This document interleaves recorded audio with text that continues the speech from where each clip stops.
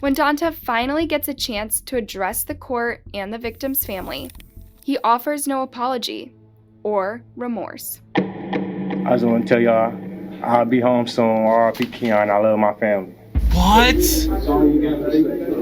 He think he's going to be home soon? You a if you think you're gonna be home soon. You gonna be home. If you call in jail or prison home, yeah, you definitely gonna be home for the rest of your life, bro. You could see her shock clearly when her charges were read aloud in court. You have 3 warrants for armed robbery and 1 warrant for felony murder. Francesca's eyes were wide. Why is she surprised? Francesca, why are you surprised? Do you not know what you did, Francesca? You forgot? You got Alzheimer's? You can't remember stuff? You know what you did.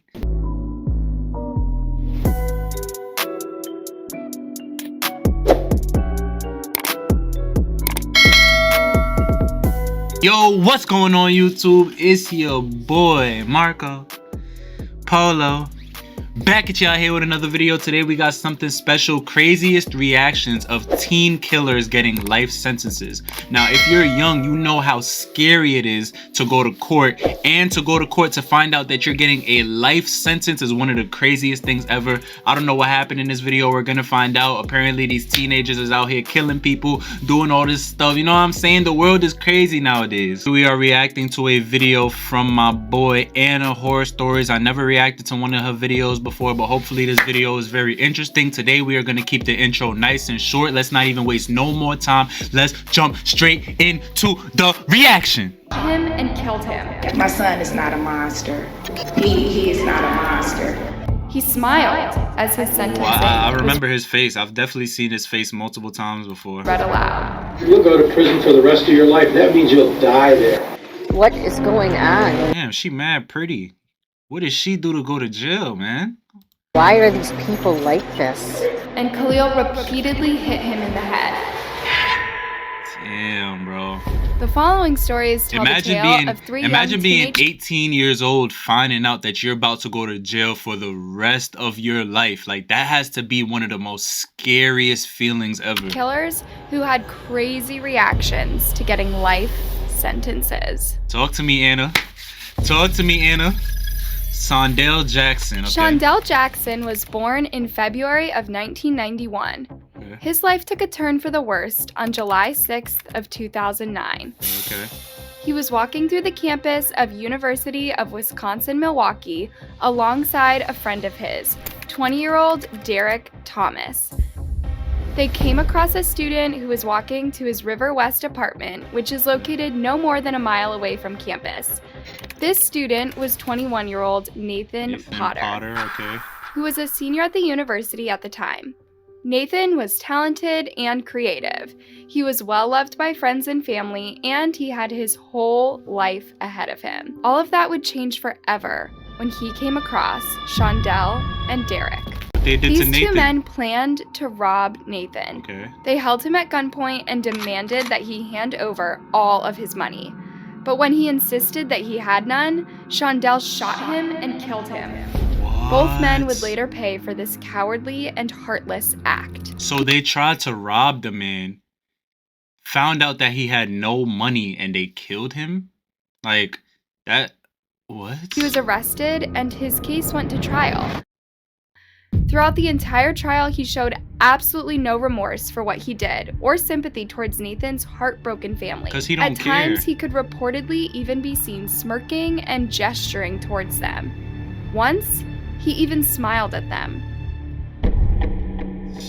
Yo, that's some like... Nathan's bro, that's something like... If I'm the brother of Nathan, bro, oh my God, the furiosity that's running through my veins and my blood at the moment. Like, if I see Shondell outside in the streets... Acknowledged how evil her son's killer was while speaking to the judge.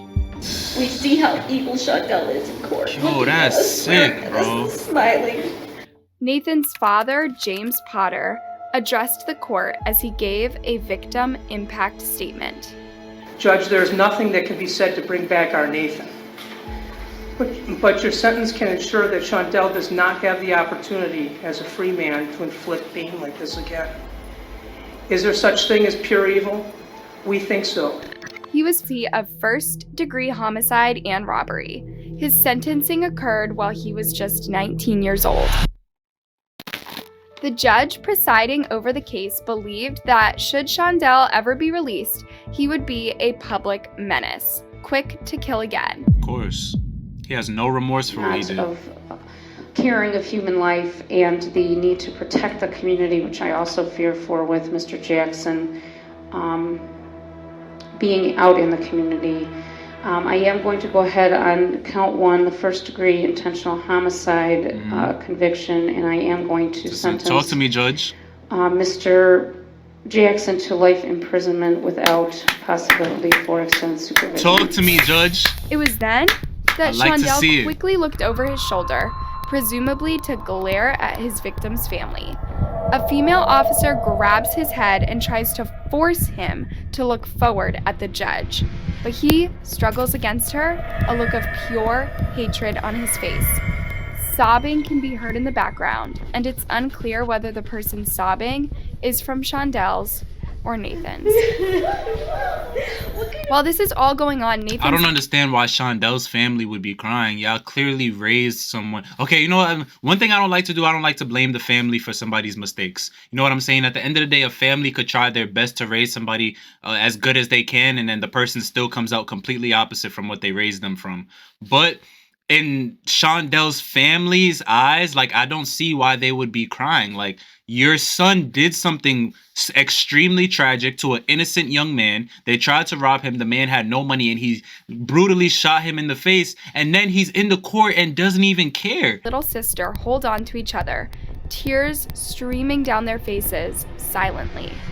Meanwhile, the judge tries to continue with her sentencing.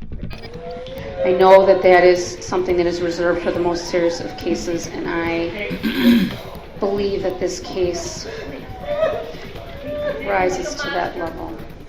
It's crazy, bro.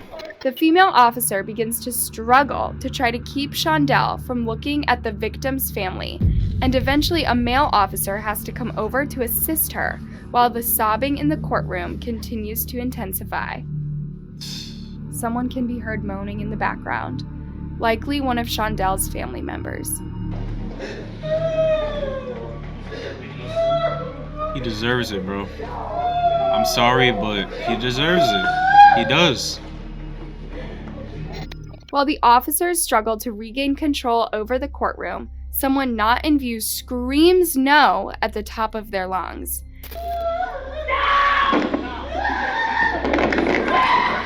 This seems to be all it takes to finally set Shondell over the edge.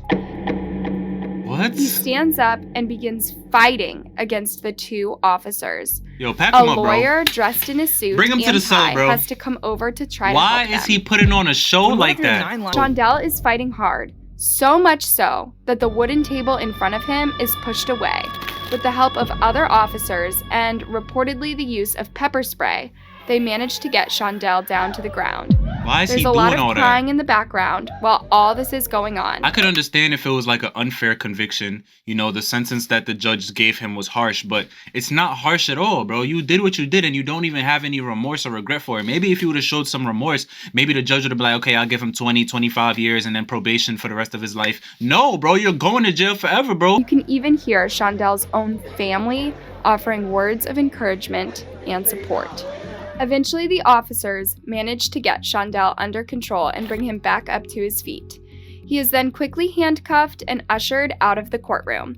He continues to fight them, and at one point, an officer has to grab the back of his head to keep him under control. Treating that man like a Just dog. before he is taken out of the door, you can hear a woman wailing in the background, likely Shondell's mom.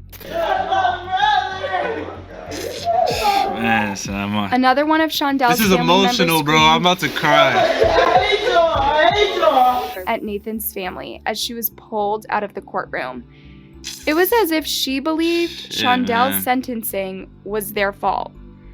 Nathan's emotional That's mother... what I'm saying. You can't blame anybody else but Shondell, man. I don't get me wrong. I completely understand a mother, you know, being emotional over her son being taken away and will never be able to, you know, hold her in her arms again. You know, I could understand that, but at the same time, you can't be telling everybody else you hate them. The only person you can blame for this situation is Shondell. Was interviewed after the sentencing. She explained how terrified Nathan's young sister was to go into the courtroom that day and be around Shondell. Our little girl was afraid. She was afraid that he was going to try and kill one of us. She was afraid. Especially when they were yelling threats. She's like, how can I sleep now? What is going on? Why are these people like this? You know, I hope that as he spends the rest of his life in jail, that he comes to terms with it and does value human life, and that there is some redemption for him at some point. But that's totally up to him. And for his family to say to us, we hate you, what's that all about? We didn't do a thing to him. Meanwhile, Derek, Shondell's accomplice, pleaded guilty for his involvement. Okay, this is Derek. He was sentenced to only 12 years in prison. So, the insane reaction quickly went viral online as many news organizations covered it. One reporter that was present noted how quickly the officers responded to Shondell's outburst. 12 News' Nick Bohr is live at the courthouse with new information. Nick, deputies reacted quickly to that outburst. Right, Kathy, almost as if they anticipated it, which they did because of the convicted killer's actions last February during his trial. Despite everything Shondell did, there are still people out there that believe Shondell's sentence was too harsh and that he deserves a second chance due to his young age. man, When I no, saw man. it on the news, I even It's cried. all up to I'm him, like, bro. Oh my God, I can't imagine what that mother is going through. I never had a clue that my child had anything to do with it. My son is not a monster. He is not a monster. For now, he remains behind bars where he will As likely... much as I would love to believe that your son is not a monster, and honestly, I do believe that Shondell is not a monster. He made a stupid mistake. But the thing is, when you make a mistake, you have to show that you're sorry for making that mistake. You have to show mercy. You have to show remorse. Especially in front of the judge. Because at the end of the day, even if you hate the judge is the person who's determining where you go and what you do for the rest of your life. Shondell. Sucks to be Shondell, man. We got Dant. Jordan Klee was a Wright. well-loved high school football player from Ann Arbor, Michigan. Okay. He had his whole life ahead of him. When he was found dead in October of 2016, the entire community was rocked.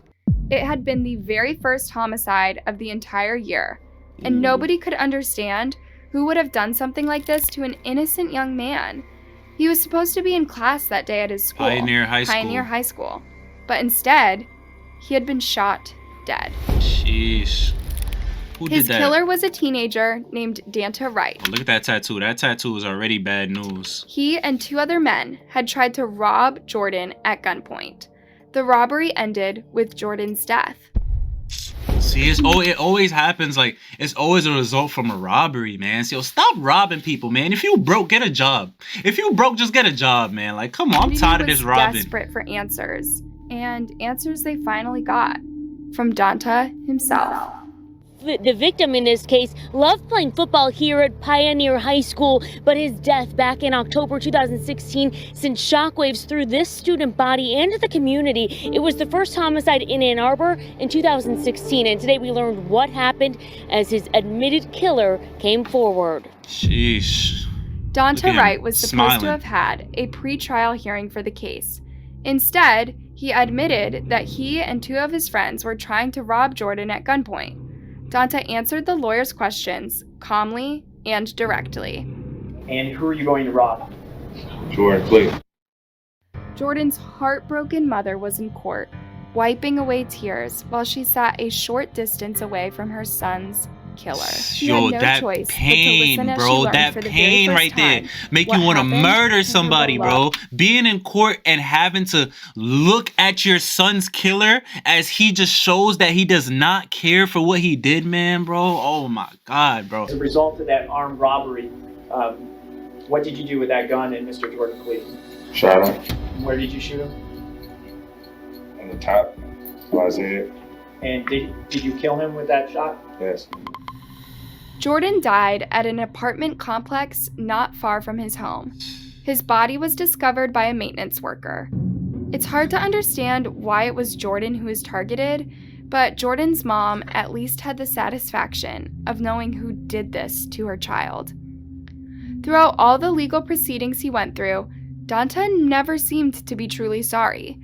He didn't even seem to be daunted by the fact that he knew that because of what he confessed, he would likely spend much of his life behind bars. That's what makes it scary. He didn't even try to be respectful in hopes of maybe getting the judge to go easy on him. In fact, he smiled as his sentencing was read aloud.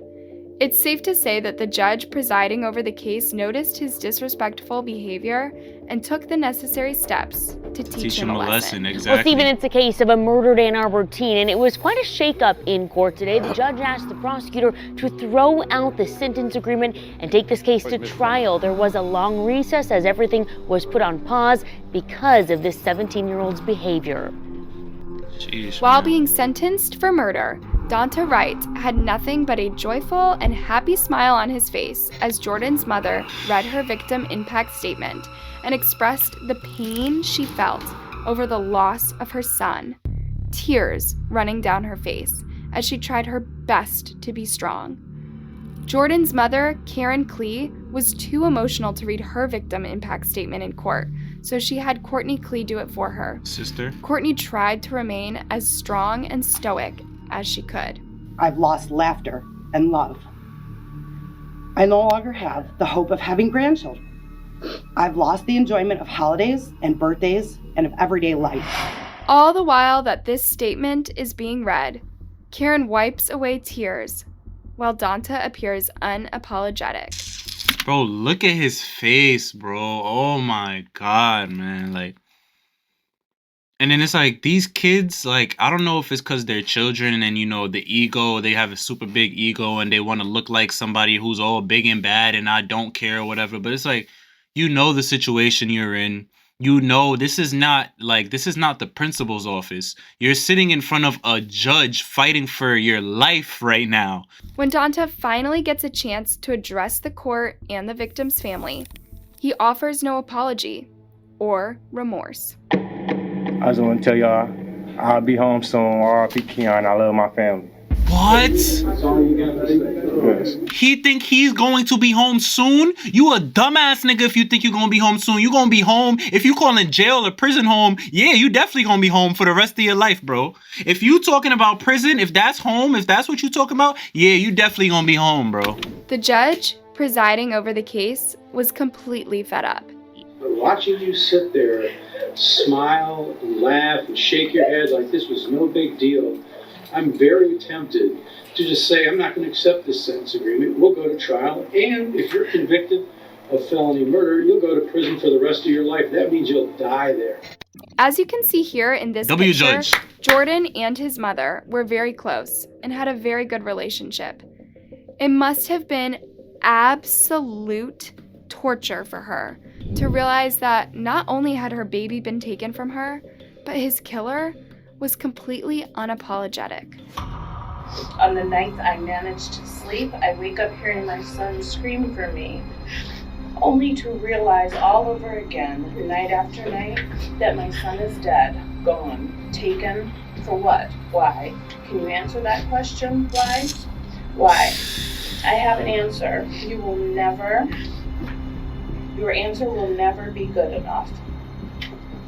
There will never be an answer good enough to satisfy why you were involved in the shooting of my son, why you thought that what you thought he had should be yours, why you felt that what you wanted you were entitled to, why you thought his death was an acceptable response to your jealousy or desire to have what he had. Clothes, money, jewelry, phone, shoes, whatever it was you felt you needed more than his life. Your why will never be better than his life. Your want will never trump my son's death. You get to live. You get to wake up every day. Your life continues.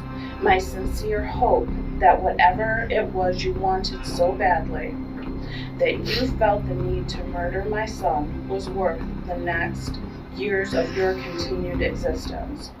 As more information came out about who Jordan was, this case became all the more disturbing. This year was supposed to be a year of celebration, of senior pictures with prom and graduation and parties. Instead, it was a nightmare that no parent should ever endure. Wanting to put this whole awful ordeal behind them, Jordan's family opted not to go forward with a trial and instead stick with the original sentencing. The Lee family does want to move on with this. They want to get some closure from this case.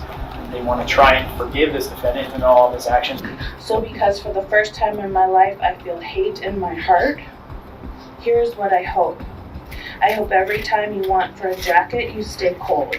I hope every time you want for shoes, you get a hole in yours. I hope every time you want a meal, you go hungry. I hope every time you want a bed, you have a sleepless night. I hope that every time you wish for your mother, she doesn't come to visit. But more than anything, because I'm nothing like you, I don't wish or hope any of that upon you. I simply wish you go to prison for the max amount of time your plea agreement allows, that you become something more than what you were taught to be in your miserable life, and because it's obvious to me and everyone here that you need help. Look at his face, bro. Is this the other two kids that was with him when he tried to rob? Cause he don't care either, bro. Look at him. In his head, he's probably like, yo, I wish this lady would shut up already, bro. Yo, these kids nowadays, man, they need, I don't know what they need. They need Jesus. That's what they need God, bro. They need some prayer. They need something to believe in. They need something to look forward to for the rest of their life, because life is a joke to them, bro. You see what my jacket says right here? It says life is short. Don't take it as a joke, bro. Do not take it as a joke. That's what these children, they tend to take life as a joke nowadays. I just don't understand why. Your actions have led you to a prison cell, but you have also created an empty cell that I live in every day. Dante's attorney apologized for him in court. His smiling was in no way meant as disrespectful. You can't apologize for him, attorney. He has to apologize on his behalf. You cannot apologize for him. To the family, to the victim, or to this court. It doesn't mean anything if you do it. Dante was sentenced to 23 to 50 years in prison for armed robbery and second-degree murder. He needs to go to prison forever. Forever. Never see the sunlight again. I'm talking solitary confinement. Forever, bro. Maybe come out of his cell for 20 minutes a day just to get some fresh air and then right back into the hole again, bro. That's what I want for this kid right here. He needs to learn his lesson and realize that he done wasted his whole life because of one decision that he made when he was 19 years old. It doesn't matter what age you are. It doesn't matter how old you are, bro. One decision can mess up your life forever, and that's something that these children don't seem to understand. This is the story of 17-year-old Frencha Torres. Frencha, along with 17-year-old Nicholas Evans and 18-year-old Khalil Miller, took the life of a 21-year-old man named William Tunches. How did they do it? She promised him intercourse. Nicholas and Khalil knew that William had a crush on Frencha, and they decided to take advantage of it. They told him that Frencha agreed to sleep with him if he paid them $300 and came to a wooded area in an Atlanta subdivision. Yo. He agreed. When William arrived... First of all, William, this is not your fault, obviously, and if you guys are listening to this, I am not blaming him whatsoever. But bro, $300 to go have sex with her in the woods? You couldn't even rent out a hotel or a B&B or something in the woods, bro. I would have already knew there was something fishy, bro. Arrived at the decided upon location, Nicholas pointed a gun at him and Khalil hit him over the head with a stick. There was a struggle as William tried to get a hold of the gun, and Khalil repeatedly hit him in the head.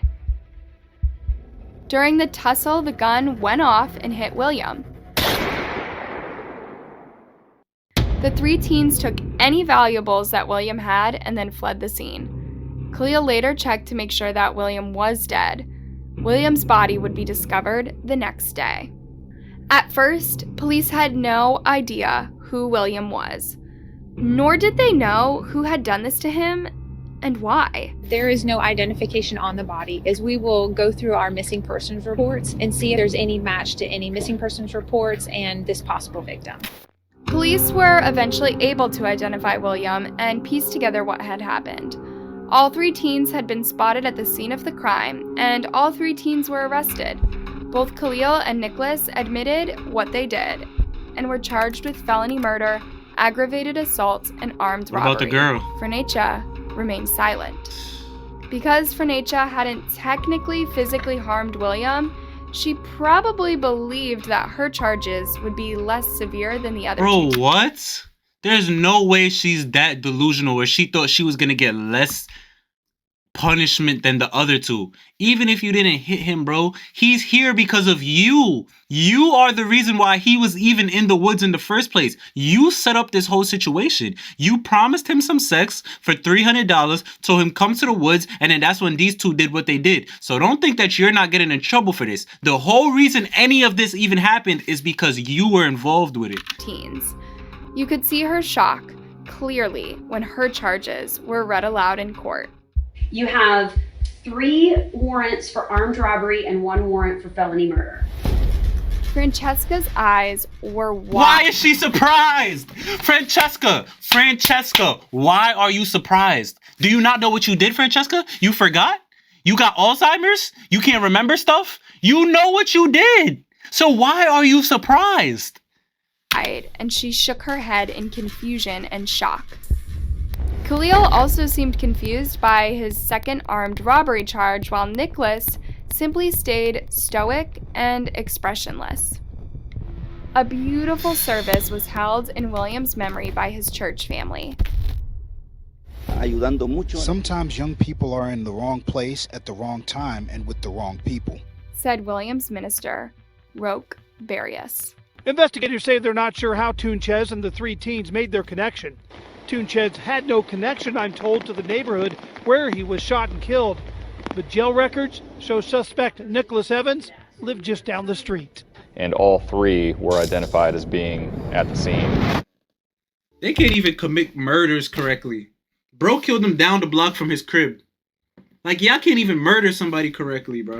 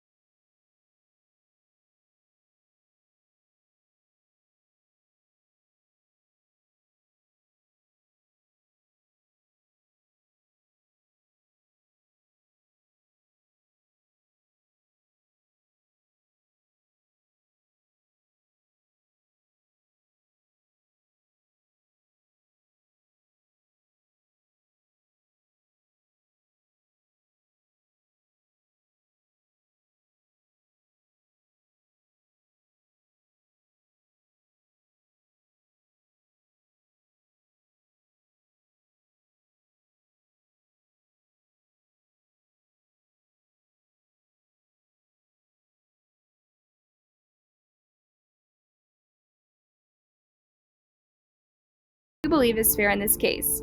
Let us know in the comments. I believe the first one was fair. He got a life sentence. The second one with the kid, I think his name was Derek. He only got like 25 to 50 years. I feel like they should have just gave him a life sentence as well. Like he, especially him, that Derek kid, he did not care. You know what I'm saying? Like he was over there smiling and doing all this and that. And it's like, bro, why are you doing all that? And then for these 3, I guess they got the right sentence. You know what I'm saying? Like sometimes children, when you're in high school, you know, you hang out with the wrong people, the wrong crowd. You know, sometimes you just want to look cool and you want to do what you want. You really don't want to listen to your parents. You know what I'm saying?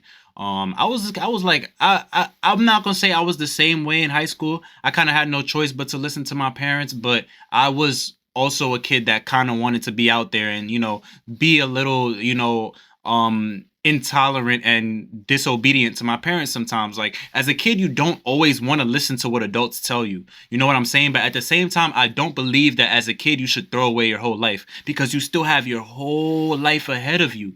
You know what I'm saying? That one decision that you make at 17 years old, at 16 years old, can ruin your whole life until you're 40, 50 years old. Why would you want to blow away your whole life like that? You know what I'm saying? It's certain things in high school that you can do, and then it's certain things in high school that you know that you're not supposed to be doing. And the reason why I say high school is, yeah, you can make mistakes in middle school and elementary school as well, but I feel like high school is mostly where you're a little bit older, you know what I'm saying? You're from the age 14 to 18 years old, and that's when you really start to decide what you don't want to do. You know what I'm saying? That's when you really know what's right from wrong. And you know, like, a lot of children, that's where they tend to make their worst mistakes. So if you're watching this video right now and you're in high school, I'm not telling you to completely always 100% listen to your parents. You know what I'm saying? I know sometimes it feels cool and a little better to do what you want and live your life on your own.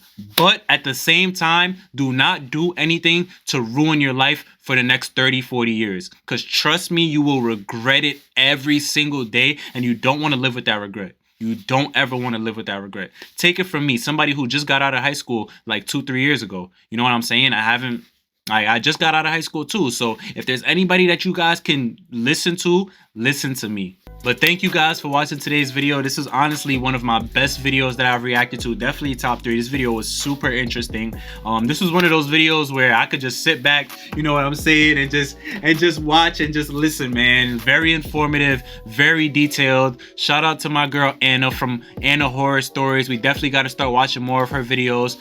Leave a like on the video if you liked. Leave a comment down in the comment section. Let me know what else you guys want me to react to. Also hit that subscribe button, hit the little bell next to the subscribe button so you can know every single time I post a video.